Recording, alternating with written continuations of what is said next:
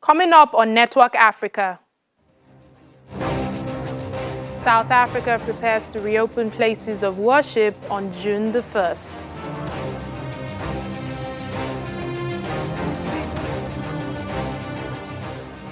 Kenya rolls out voluntary public testing for the novel coronavirus in its biggest slum, Kibera.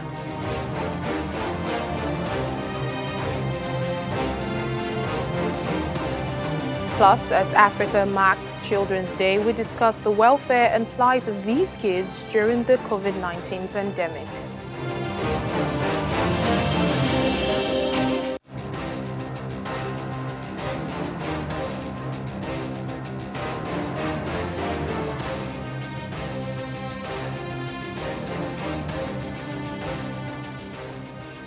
Hello and welcome to the program. I'm Layo Adegoke.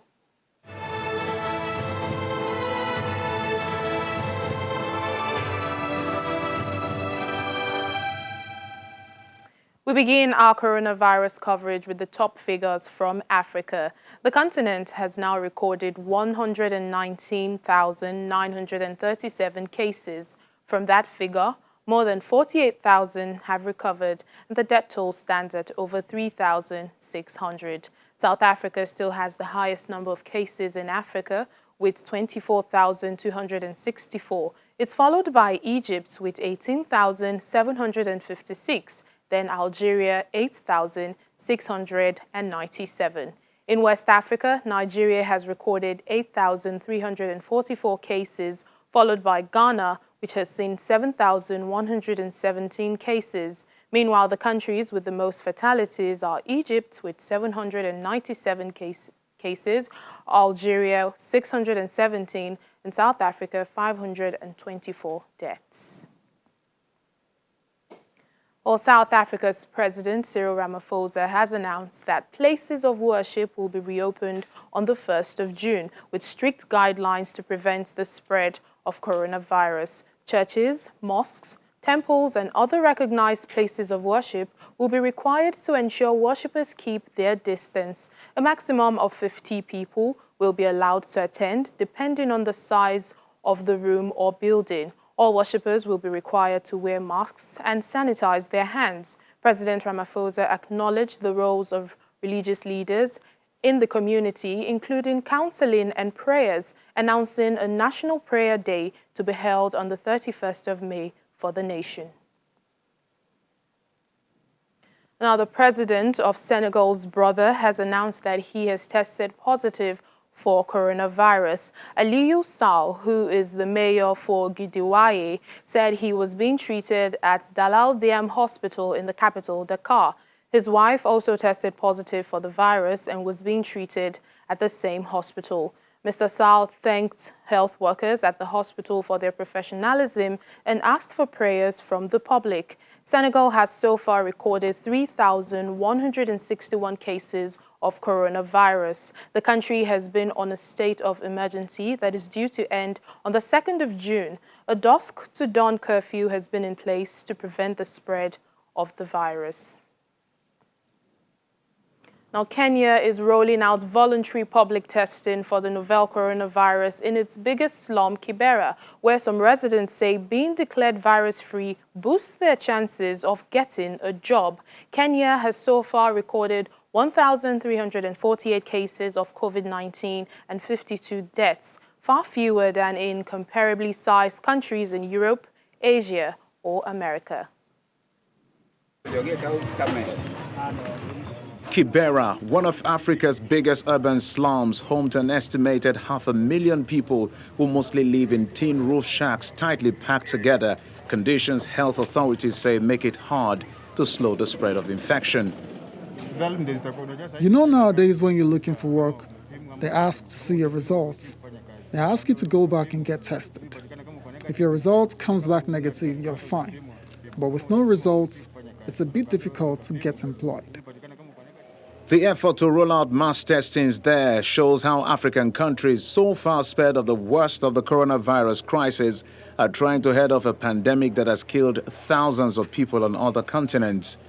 Many Kibera residents are casual laborers, cleaners, market sellers and motorbike taxi drivers who have lost work due to the COVID-19 linked restrictions in Kenya. People are fearful of going for the test because of the issues of quarantine, forced quarantine and forced isolation and all these uncertainties and the stigma of being found to be positive, and then you are labeled by the rest of the community and shunned away.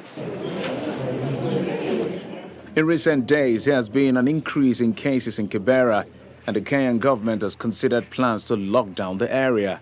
Once you are able to do sampling of households and you are able to say these are the most intensely heated areas, the hotspots, you can actually then, instead of trying to lock down a whole estate or a whole neighborhood or a whole village, you can actually sort of lock down clusters.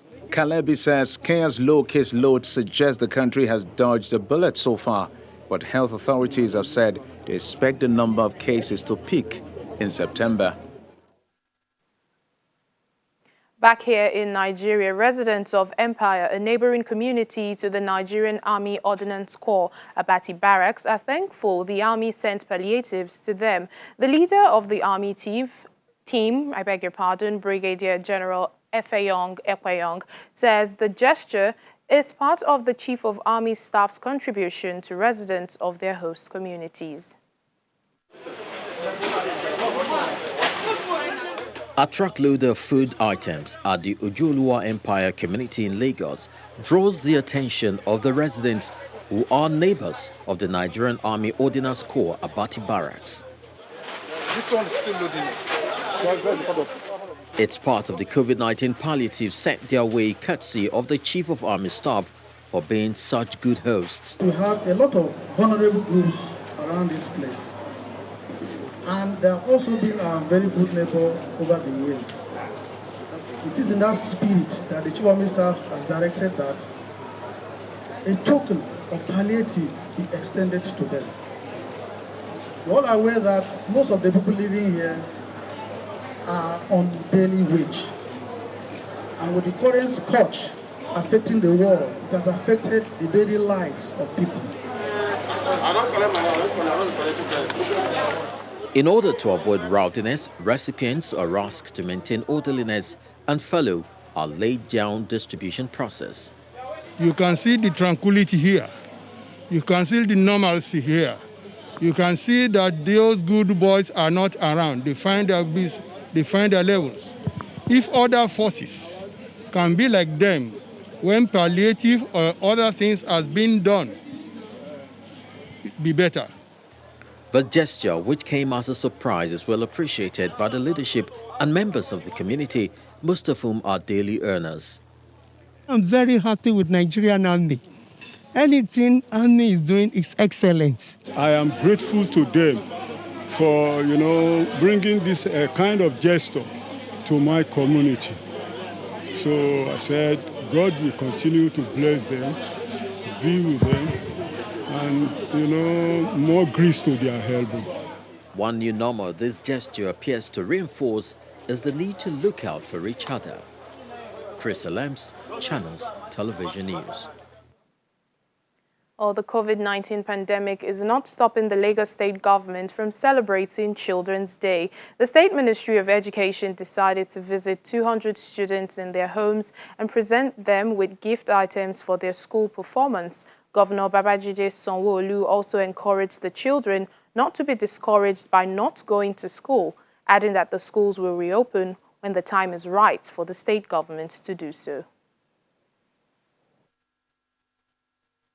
As we celebrate today for all of you wonderful children of Lagos State, I want to say to you that I know that you are all at home and you're keeping safe and you're keeping well. But as your governor, one of my primary responsibilities is to ensure that you are safe and you are well. And so on this occasion, I want to wish you the very, very best of celebration. I want you to know that I'm doing everything possible to ensure that you resume to school as soon as possible. But today's celebration is for all of you.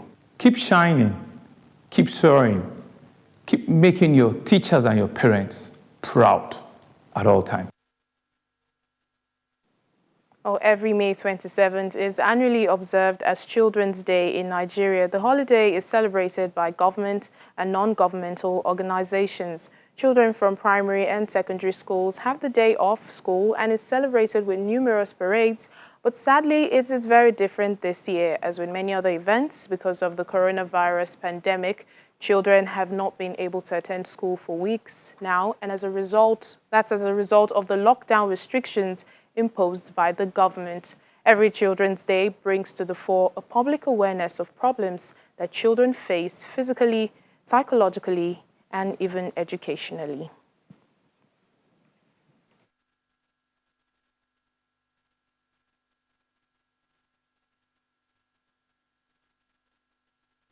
Well, we have Taiwo Akinlami, a child protection expert, joining us now on the program to discuss the plight of children during this pandemic. Welcome to the program.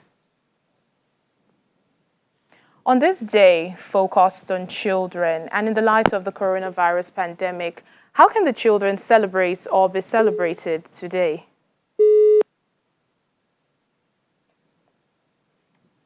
Seems like we lost it. We'll try to reconnect with Taiwo Akinlami. But in the meantime, let's move on to Zimbabwe. In the rural district of Wedza, a new electric-powered motorcycle is helping bring income to poor women during the coronavirus lockdown and is easing the burden of looking after families. The three-wheeler, known as Hamba, is powered by a solar-charged lithium-ion battery and is being piloted by a startup.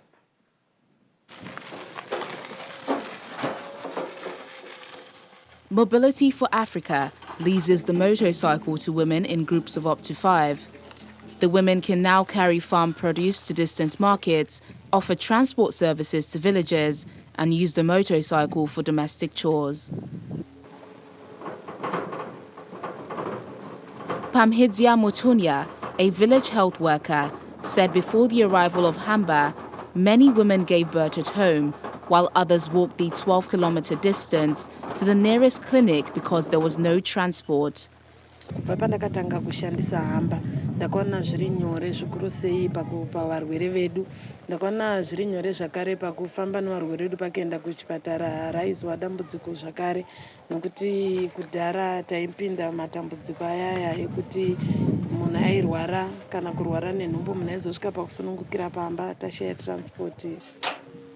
She ferries an average of 4 people to the clinic a day and also collects medicines for patients. Fatsai Mavuna, the Hamba parlor coordinator since February 2019, said women paid an equivalent of $15 a month as a group to lease the Hamba, which has a maximum range of 100 kilometers. Women in the rural areas carry the burden of carrying firewood, going to fetch water to drink, and carrying school kids to the school. So as Mobility for Africa, we saw that we need to lessen the burden on women. So we needed to test with the women so that we can see if they can be able to do some productive work during the time by saving time and saving their income.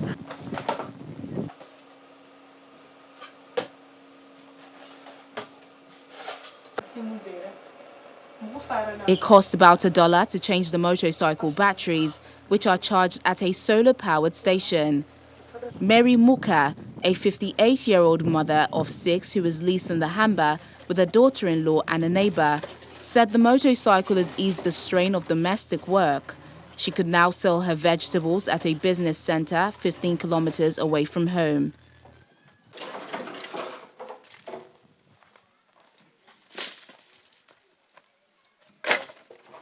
The project is targeted to rural women and many other service providers. So we have noticed that it's not everyone who can afford to buy it. So we are going to sell it to those who can afford to buy it. But at the same time, we will continue leasing because those rural women, what should their future look like if we just take our Hambas and then start selling them?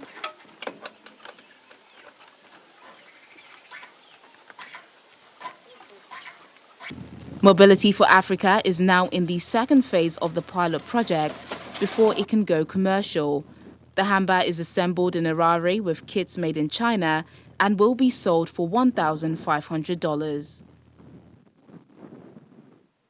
Still to come on the program. Even as the coronavirus continues to ravage the world, a humanitarian agency, Oxfam, is warning against the new locust swarm that threatens food security in East Africa. Please stay with us.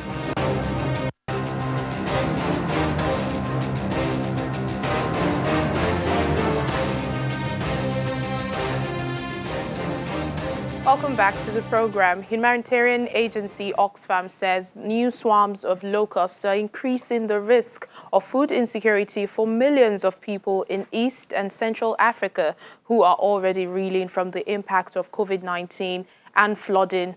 Locust invasions in recent months are estimated to have destroyed thousands of hectares of crops in Kenya, Somalia and Ethiopia. Heavy rains that have led to flooding have also created favorable conditions for the breeding of these pests. The latest generation of swarms, feared to be as big as 400 times larger than the original swarms, are expected to hatch in June when crops are ready for harvest. East Africa's Desert Locust Control Organization says the coronavirus pandemic has hindered efforts to control the invasion as importing pesticide to the region has become expensive.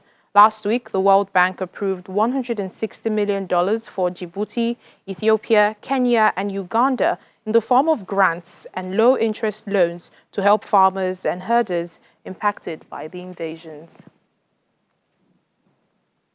All three Zimbabwean opposition members who say they were victims of state torture have been charged. The three of them, they're members of parliament, Joanna Mambobe, and two youth leaders, are accused of promoting public violence on the 13th of May and flouting coronavirus lockdown regulations after they organized the protest over the number of people going hungry during the lockdown. The charges have been laid while the three remain in hospital receiving treatment for their injuries. The opposition members, however, say they were abducted after the protest and sexually assaulted by state agents. However, the government denies any responsibility and says the abductions were faked. Nigel Yamutumbu, a Zimbabwean journalist, joins us now to give us more details on the story. Hello, Nigel. It's good to have you join us on the program. Thank you, and good afternoon to you. Good afternoon. I know you have been following this story for a while now. What is the latest at this time?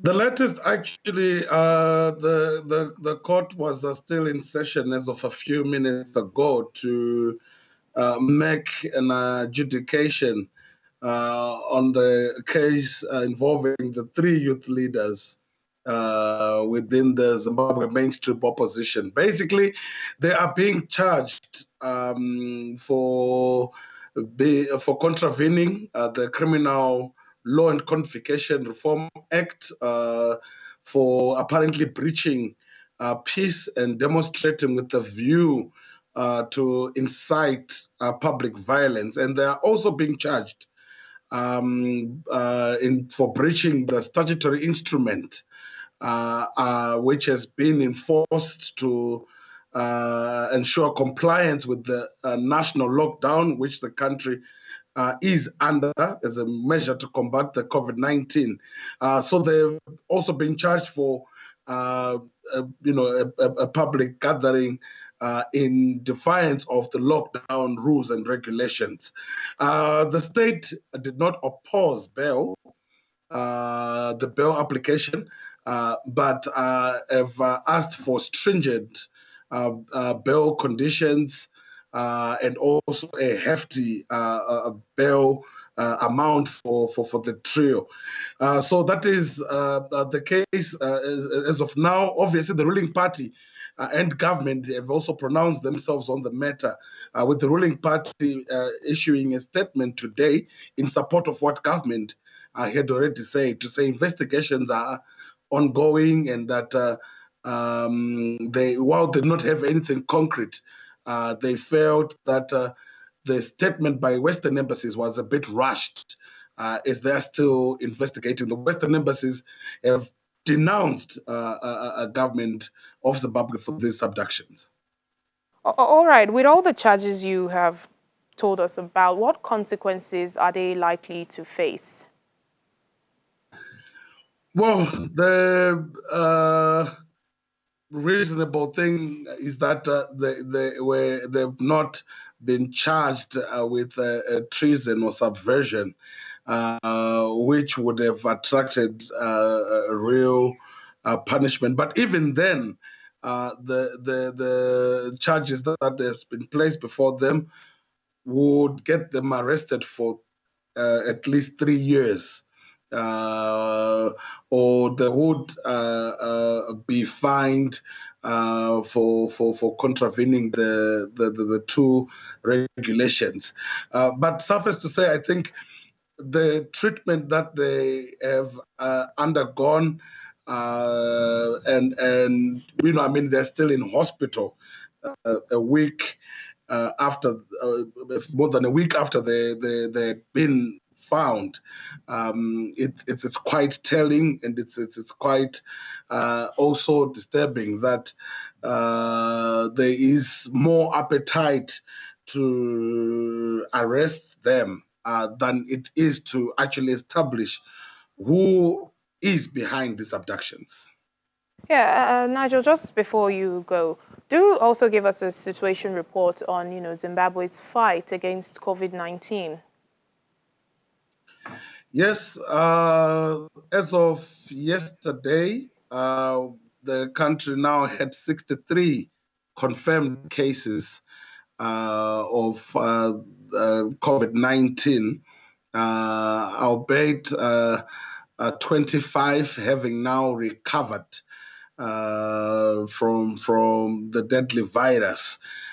We still are at 4 people that have died, and the majority of those that are testing positive are those that are coming into the country that are from various countries, that are returning residents, essentially have accounted for the majority of those that have been infected. So yes, the fight is still on. We are now at level 2 national lockdown, partial lockdown, that is, which is indefinite, and we expect President Mnangagwa to be addressing the nation by Sunday to let us know where to from now. But otherwise, the country remains on lockdown, and the cases keep increasing. All right then, Nigel Yamutumbu, Zimbabwean journalist, thank you for speaking to us on Network Africa. Sure, my pleasure. And that's where we end the program today. Thank you so much for watching. I'm Layo Adegoke.